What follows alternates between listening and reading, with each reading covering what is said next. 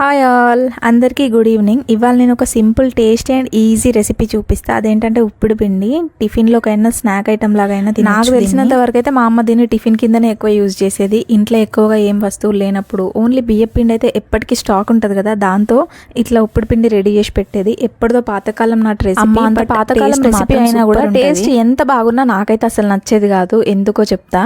ఎందుకంటే మనకు నచ్చేది ఏదైనా సరే హై పొజిషన్లో ఉండాలి. అంత చీప్గా దొరికితే ఎట్లా నచ్చుతుంది? అందుకే నాకు కూడా అంత నచ్చేది కాదు. ఎక్కువగా నార్మల్గా చేసే మనం బాంబే రవ్వ ఉప్మా ఉంటుంది కదా, అదంటే ఇష్టం నాకు. అదే మాట కామాటే మా అమ్మ చేసిన ఉప్పుడు పిండి తినకుండానే బాగాలేదు, నాకు నచ్చలేదు, నాకు వద్దు అని చెప్పే రోజుల దగ్గర నుంచి ఇవాళ పొద్దున టిఫిన్ కోసం ఏం లేదే అని వెతికి చూసి మరి బియ్య పిండి ఉంది కదా, దీంతో మీరు ఒకటి గమనించి ట్రై సరే ఆపోజిట్ ఉంటారు. అదే వాళ్ళు లవ్లో ఉన్నప్పుడు మాత్రం ఇద్దరి టేస్ట్లు కలిసాయి అనిపిస్తుంది. బట్ పెళ్లి చేసుకున్న తర్వాతనే అర్థమవుతుంది ఇద్దరివి కూడా ఆపోజిట్ టేస్ట్ ఉంటాయి అండ్ క్వైట్ ఆపోజిట్గా ఉంటారు. Same to same. అంతకుముందు పెళ్ళికి ముందు నాకు మా బావకి టేస్ట్లు బాగా కలిసినాయి అనిపించేది. పెళ్ళి తర్వాతనే అర్థమైంది. దట్టు ఒక 2-3 years తర్వాత పిల్లలు పుడుతున్న తర్వాత ఇంకెక్కువ అర్థమైపోయింది. ఎందుకంటే అతని టేస్ట్ వేరు, నా టేస్ట్ వేరు. ఈ ఉప్పుడు పిండి నాకు ఎంత నచ్చదో మా బావకి అంత ఇష్టం. అంత కష్టపడి బాగానే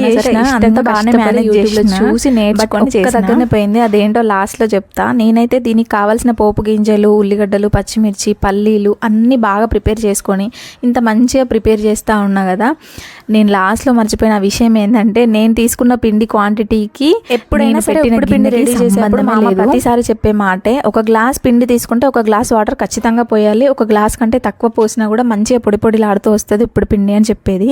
నేను కూడా అదే ట్రై చేసిన. ఇక్కడ ఒక గ్లాస్ పిండే తీసుకున్నా కదా, ఒక గ్లాస్ వాటర్ పట్టినప్పుడు ఒక గ్లాస్ పిండి పట్టదా అనుకున్నా. కానీ రెండు కలిపి 2 గ్లాసుల క్వాంటిటీ ఉన్న టిఫిన్ రెడీ అవుతుందని మాత్రం అనుకోలేదు. వాటర్ క్వాంటిటీ తగ్గిపోతుంది కావచ్చు, బట్ మనం వేసిన పిండి క్వాంటిటీకి తగ్గట్టుగా మనం తీసుకున్న గిన్నె కూడా ఉండాలి. పోసిన తర్వాత అది వాటర్ మనం పొడి చేసుకొని గడ్డల్లాగా కట్టకుండా మంచిగా కలపాలి. అంటే మనకు హ్యాండ్ ఫ్రీగా తిరగడానికి గిన్నె పెద్దగా ఉండాలన్నమాట. ఆ విషయం నాకు పిండి పోసిన తర్వాత కానీ అర్థం కాలేదు. అయినా కూడా ఫస్ట్ అయితే ఈ ప్రొసీజర్ ఏంటో చెప్తా, నోట్ చేసుకోండి తెలియని వాళ్ళ కోసం.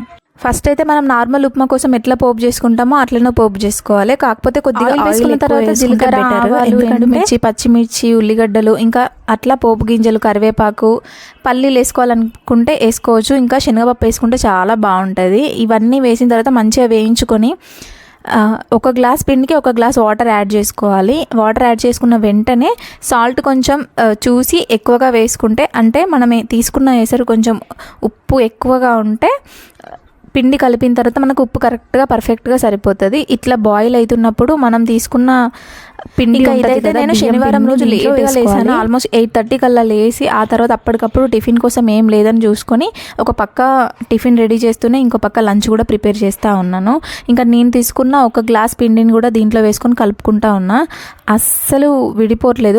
గడ్డకు వచ్చినా రాకపోయినా ఒక్కొక్కసారి ఇట్లాంటి మిస్టేక్ జరగడం చెప్పేసి కామన్గా దీన్ని సీరియస్గా తీసుకునే వాళ్ళు చాలా మంది ఉంటారు. బట్ మా ఇంట్లో అయితే అట్లా కాదు. ఎందుకంటే మా ఇంట్లో నాదే పార్టీ. అంటే ఏ పని చేసినా నేనే చేయాలి. అది మిస్టేక్ అయినా కాకపోయినా, ఇన్ కేస్ ఎవరైనా మిస్టేక్ చేసినా అడగాల్సింది నేనే. నా మిస్టేక్ అయితే మాత్రం కప్పిపుచ్చుకోవాల్సింది కూడా నేనే. ఇంకా వెంటనే గిన్నె అయితే మార్చేసిన. ఒక పెద్ద కడాయి తీసుకొని దాంట్లో కొద్దిగా ఆయిల్ యాడ్ చేసుకొని ఇంకా నేను తీసుకున్న ఈ ఉప్పుడు పిండిని మొత్తం కూడా మంచిగా గోలించుకున్నా. మనం ఎంత బాగా వేపుకుంటే అంత బాగుంటుంది టేస్ట్ అయితే.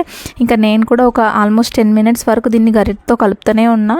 ఎందుకంటే మనకు పొడి పొడిగా రావాలి, ఈ ఉండలన్నీ లేకుండా మొత్తం పిండి అంతా కూడా పొడి పొడిగా ఉండాలి. అట్లా ఉన్నప్పుడు ఎంతగానం ప్రిపేర్ చేసి టేస్ట్ బాగా గిన్నెలలో చేసి మా బావ కోసం అంతగానం తీసుకెళ్ళి పెడితే ఇదేందే ఈ కలర్లో ఉన్నది అన్నాడు. ఆయనకు తెలియదు కదా, ఎండుమిర్చి వాటర్లో మసిలినప్పుడు అందులో ఉన్న ఆ కలర్ ఉంటుంది కదా, రెడ్డిష్ ఫ్లేవర్, ఆ కలర్ అంతా కూడా వాటర్లో యాడ్ అయిపోయి వాటర్ కలరే చేంజ్ అయిపోయింది. ఇంకా ఈ ఉప్మా కలర్ చేంజ్ అవ్వదా చెప్పండి?